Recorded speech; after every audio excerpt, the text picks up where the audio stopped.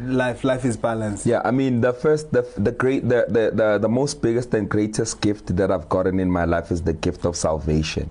And I'm not even ashamed to say that I'm saved. And one of the things that happened to me is that I was able to be broken out of the religious mindset, which is the biggest reason why most people don't go to church, and the biggest reason why even Christians are poor today, because Christians believe that if you're a Christian, you are supposed to just wait for God to do your own things. So God has saved me from being a religious type of a person, and that has kind of helped me to stand up and believe that God helps me as I build wealth. He enables me to build wealth. So from that point and perspective, I was then able to get the power and the ability to now go and build wealth and create wealth, because I understand who I am before. I mean, if I don't know who I am, I won't be able to know what I'm doing. So I understand who I am, and I'm able to excel in what I do, and I'm able to be a best husband at home because I know who I am. So it all starts in the gift of salvation, that I understood that Christ died for me, bro, and he died for my poverty. I cannot be poor. That makes me work hard because I know that poverty is not my portion.